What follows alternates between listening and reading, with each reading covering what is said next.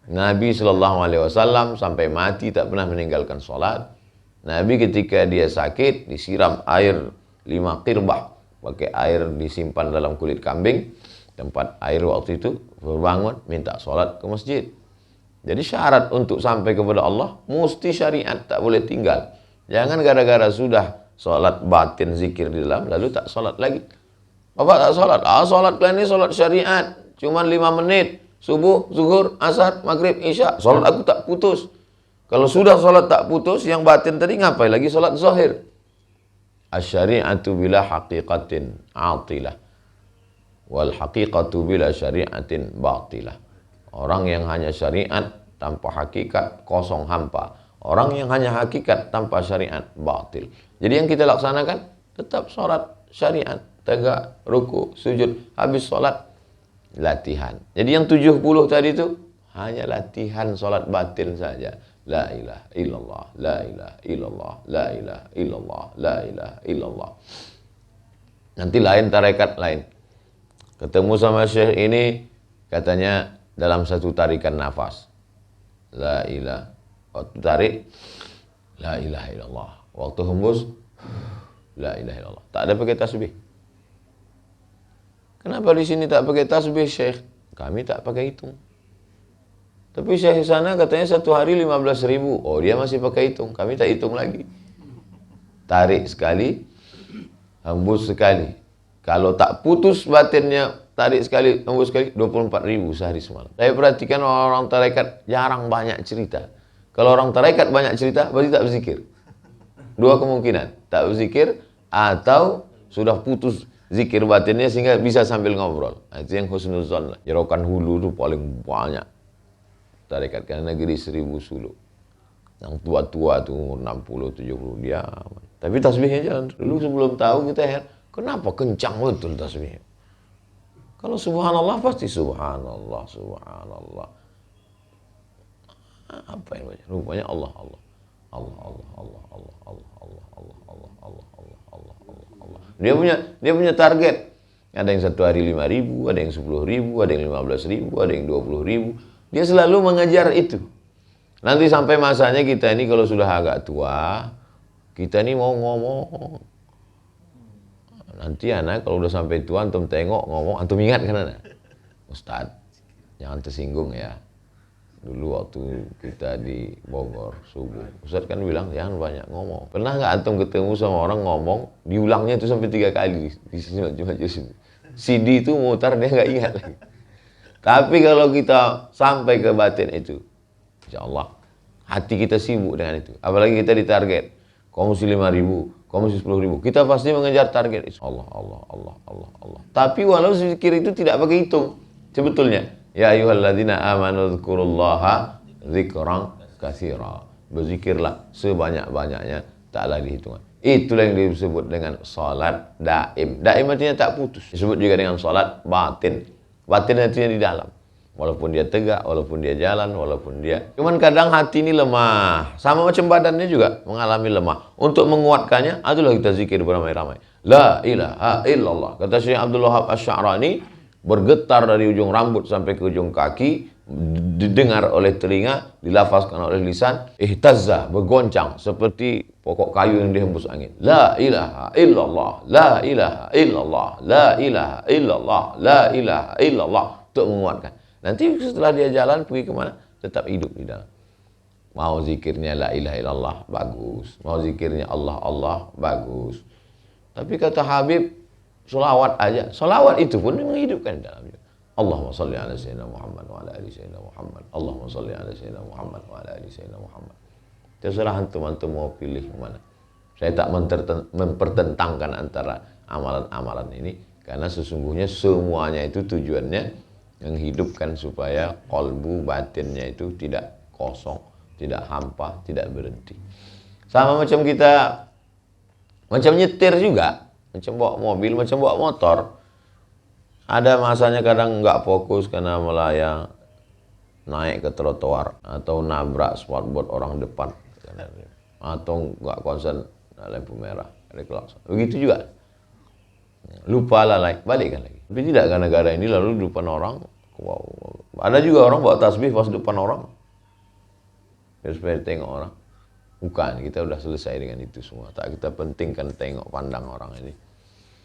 Tapi kadang kalau saya sendiri, nyetir sendiri, saya buat kuat-kuat. Dan kita ada orang. Apalagi kalau malam. La ilaha illallah, la ilaha illallah, la ilaha illallah, la. Tapi bukan mulut aja. Konekkan antara di mulut dengan di hati. Berproses.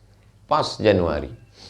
Ini Januari 5 tahun yang lalu. Januari 2021. Januari 2007. Anak awal talqin zikir. Awalnya itu mimpi. Mimpi anak datang mbah kakek anak. Kata dia, kau bersuluk katanya. Habis itu besok anak tanya sama almarhumah. Kata Datuk, katanya kau bersuluk. Oh, memang begitu. Tradisi keluarga kita umur 40. 2017 bulan Januari. Kalau hitungan Masehinya bulan Mei baru genap 40. Kurang. Tapi kalau menurut Hijriah udah 40. Jadi gimana? Kau carilah. Kau carilah mursyid. Memang mentalkinkan zikir. Kebetulan ada ikhlas sana di Mesir, ayahnya mursyid almarhum Buya Somad. Nah, tanya, kapan jadwal suluk? Ini bang, oh tabrakan. Yang bulan ini? Oh tak bisa bang. Bulan ini? Sampai akhirnya yang Januari 2017. Kosongkan 10 hari, matikan handphone, tak talqin zikir. Itulah awal zikir. La ilaha illallah. Januari, Februari, Maret, April, Mei, Juni, Juli, Agustus. Sebulan Agustus, anak ambil libur lagi 1 bulan, anak pergi ke Mesir.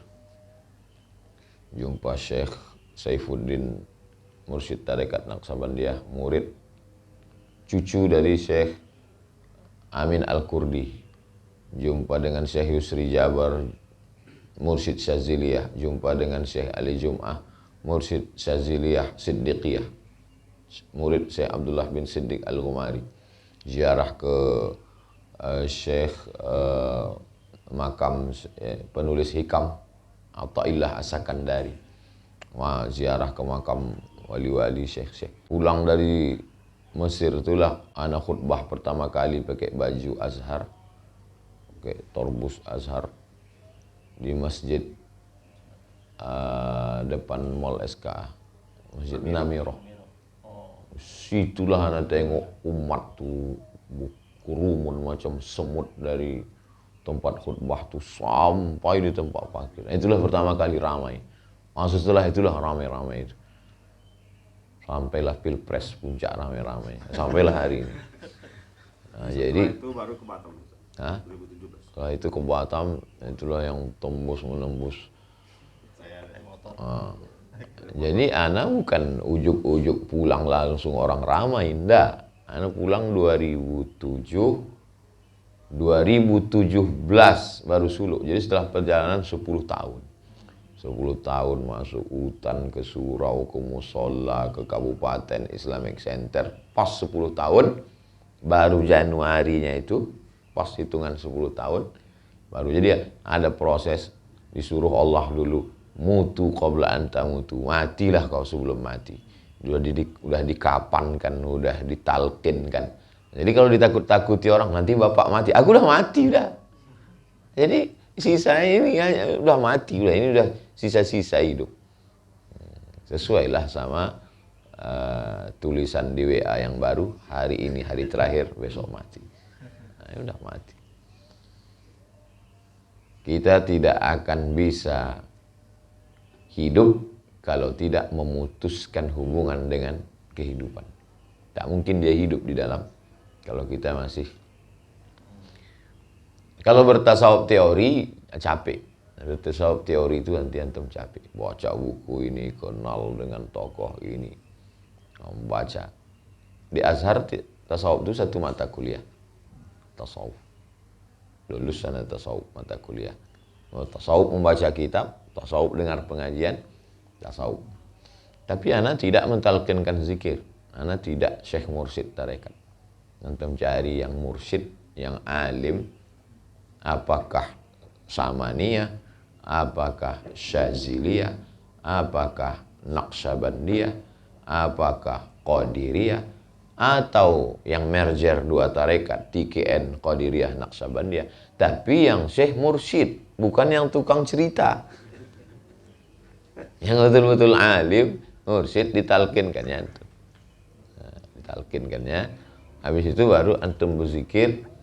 Kalau nanti sibuk dengan cerita, sama macam orang cerita tentang Makkah, manasik haji.